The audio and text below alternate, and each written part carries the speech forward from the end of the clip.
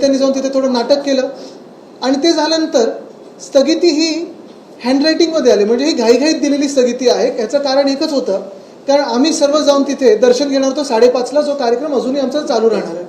आम्ही 5:30ला जाऊन हनुमानचं दर्शन घेणार आहे. पण एक म्हणणं नक्की आहे की आम्ही जे काल केलं ते भाजपचं जे दुतोंडी हिंदुत्व आहे किंवा चुनावी हिंदुत्व आहे ते एक्सपोज केलं. म्हणजे निवडणुकीसाठी आम्हाला हिंदूंना वापरलं जातं, पुढे केलं जातं आणि निवडणुका झाल्या की ह्यांच्याच राज्यामध्ये आमची मंदिरं ही सेफ नसतात. एका बाजूला आपण पाहतोय निवडणुकीच्या आधी काय काय अफवा पसरवल्या होत्या, म्हणजे कोणी सिद्धिविनायकवर क्लेम केलेला आहे, कोणी कुठच्या मंदिरावर क्लेम केला, मग ह्या बोर्डाने क्लेम केला आणि त्या बोर्डाने क्लेम केला.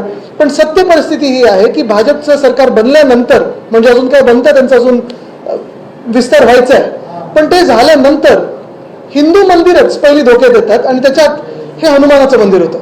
असो, आज ते झाल्यानंतर दोन महत्त्वाच्या गोष्टी आपल्या समोर मला मांडायच्या आहेत, मुंबईच्यासाठी महत्त्वाच्या आहेत, आपल्या सर्व नागरिकांसाठी महत्त्वाच्या आहेत. पहिली गोष्ट म्हणजे गेली 2 वर्ष आम्ही जे रस्त्याचा घोटाळा एक्सपोज करत आलेलो आहोत. आपल्याला आठवत असेल 2022 साली असेल, 2023 साली असेल आणि ह्या वर्षी देखील रस्त्याचा घोटाळा 6,000 कोटीचा आणि नंतर देखील 6,000 कोटीचा घोटाळा आम्ही इथेच पत्रकार परिषद घेऊन लोकांसमोर आणला, आपल्यासमोर आणला. ते झाल्यानंतर मुंबई महानगरपालिकेला मान्य करायला लागलं की ॲडव्हान्स मोबिलिटी हे द्यायची गरज नाहीये आणि 6,000 कोटीवरनं 5,000 कोटीवर आणलं.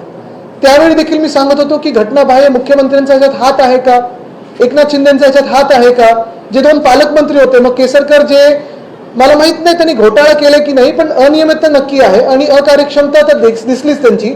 अजूनही लहान मुलांना, विद्यार्थ्यांना युनिफॉर्म दिले गेले नाहीत अनेक शाळांमध्ये. किती कार्यक्षम आहेत, मंत्री म्हणून कसं काम केलं सगळ्यांना माहिती आहे. तर ते आणि लोढा जे बिल्डर आहेत ह्यांचा ह्या घोटाळ्यात काही हात आहे का, अजूनही कुठेही स्पष्ट झालं नव्हतं किंवा सरकारकडून उत्तर आलं नव्हतं.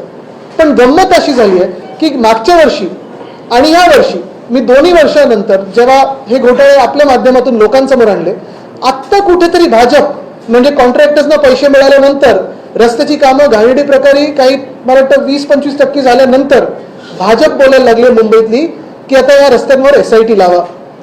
हेच मी गेले 2 वर्ष सांगत होतो की मुंबईचे जे रस्त्याचा घोटाळा चालू आहे एकनाथ शिंदेच्या देखरेखीत, खोके सरकारच्या देखरेखीत, तो घोटाळ्याची चौकशी करा.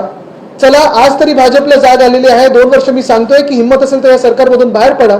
निवडणुका होऊन गेल्या, कॉन्ट्रॅक्टर्सना त्यांचे पैसे मिळाले, घोटाळा झाला. आज भाजप नुसतं काहीतरी दाखवायचं म्हणून सांगते की SIT चौकशी लावा.